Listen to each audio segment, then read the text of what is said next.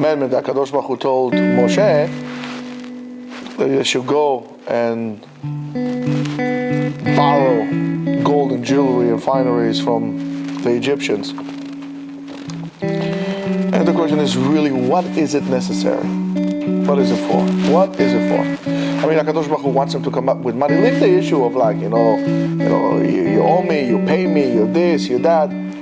That's irrelevant. I mean, HaKadosh Baruch Hu, if you want them to be rich, say, guys, there's a mine over there. Go dig up everything you want. I'll give you all the gold. I'll give you all the money. Everything is yours. What do I need this for? What do I need? Why do you need to go and tell the Jews? And not only he tells them, go and do it, it says, Sim be'oznei b'nei Israel. Put it in the ears. I mean, what do you mean put it in the ears? Put what I'm telling you in the ears. Don't say to them, just Sim be'oznei b'nei Israel. What does it mean? I heard a story about a woman who, she was young. And, she got married young. And the husband was extremely abusive.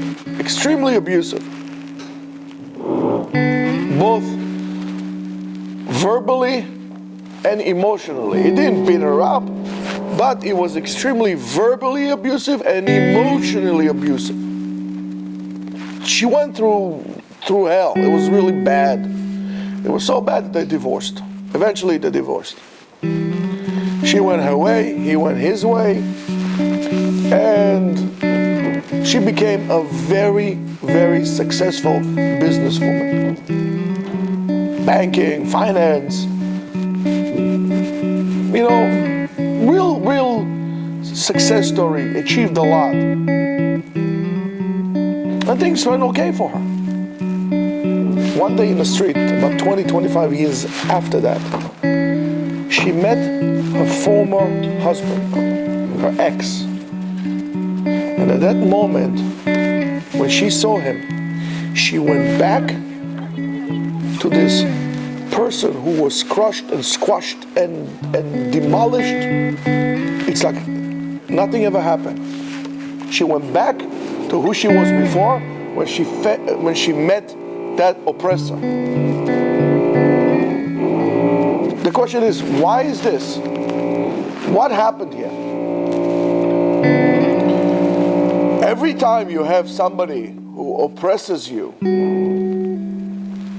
and puts you down and try to catch you at the knees, as they say, it develops a certain dynamics into the relationship.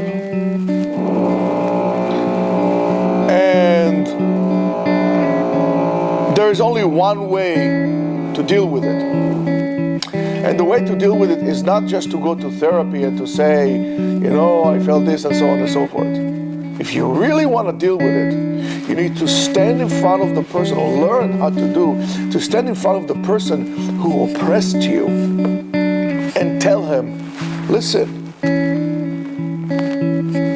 you did this to me, you did that to me, and I resent it, and so on and so forth. To face that person. To demand what is that you deserve. I deserve to be treated with respect. I deserve to be not to be talked like that. I deserve this, and so on and so forth. To be able to say it. What HaKadosh Baruch Hu is trying to do to Am Yisrael here is something very interesting.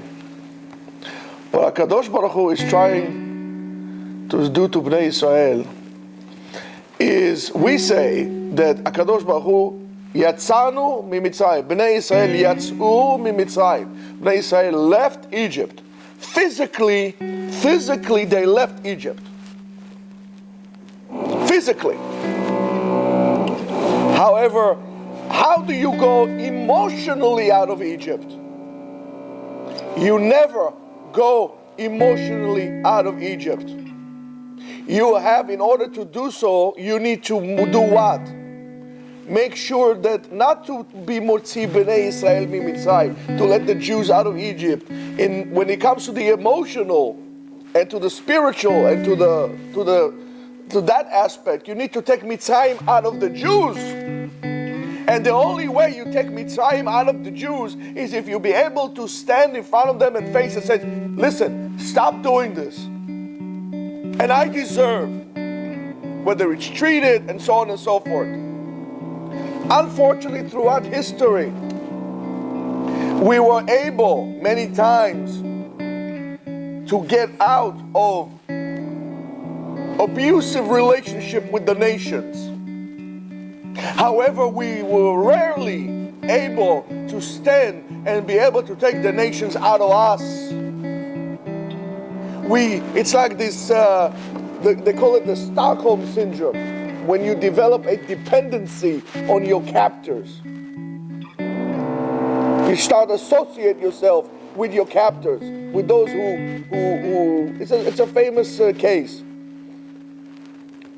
that there were hostages taken, and then they associate themselves, the people who were kidnapped, with those terrorists who kidnapped them. You develop a dependency on your abuser. A woman who is beaten up and being physically abused will go to the shelters, and many times will find a reason to go back to her abuser. She does not have the tools to be able to stand and say, listen, cut this out, I'm calling the police and I'm following this all the way through, and so on and so forth. It's an abusive relationship. And to Am Yisrael, until today, we have an abusive relationship with the nations. I remember one time I heard Ben Gurion says, I don't care what the Goyim will say, I care what the Jews will do. You need to understand that you need to, as a nation, if you're calling yourself a nation, you have to do what's good for you. And if you have a state, a country, you have to do what's good for your people. Stop thinking about what the European will say and what this one would say and the other one would say. If you are a sovereign country and you are free in your country, you have to act like that. However, we don't do that. We're always wondering what this one would say, what the other one would say, and so on and so forth. Therefore, you are not doing as a leader what's good for your people. You're doing what's good for other people. But who put you in power? We were never able to take Egypt out of us. Physically, we came out of Egypt. Emotionally, we're still stuck in that. There were very few times that we were able to do that. The Hashmonaim did it. The time of David HaMelech, when they had expanded the kingdom, they were able to do so. A certain short segment during the establishment of the state of Israel, they were able to do that. But soon after, they fell into chaos again. And when everything is like, what they will say, oh, we can't do this. They get angry at us. Oh, we can't do this.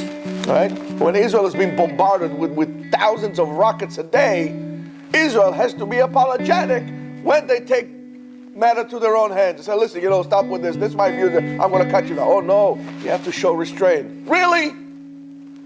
I want to see that bright light that tells Israel to show restraint when it's being abused.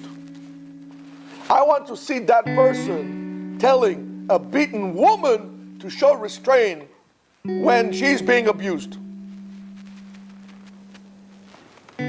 So HaKadosh Baruch Hu says, go, face the Egyptians.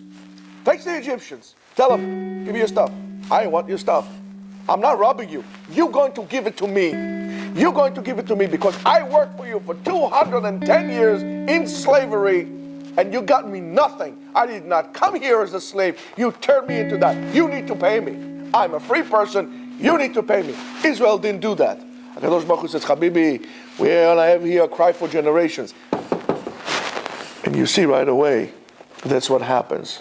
Well, we want to go back. We want to go back to our masters. Right? When they come back and cry in Mitzrayim, give us, we want food, it was so good. What do you mean it was good that they were killing your babies?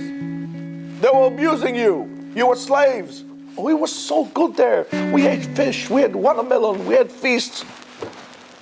This is a syndrome of an abused nation. And unless you're going to be able to fear that, you're not going to do it. However, you should know you're never going to be free. However, you should know that sometimes you do it to yourself as well. Sometimes you abuse yourself as well. And you are not willing to stand in front of yourself and say, enough is enough. I'm taking things to my hands, taking matters in my own hands. I need to stop and I need to do so. Why am I doing what I'm doing? Does not make sense. I'm abusing myself. Sometimes you abuse yourself. And every time you abuse yourself, you can't even face yourself and you feel bad. And it's a downfall from there. And you're never free. You become a captive of your own abuse. And that is something that you have to remember. It's not just about Bnei Israel leaving Mitzrayim, coming out of Mitzrayim. It's about taking Mitzrayim out of the heart of the Jews. Shabbat Shalom.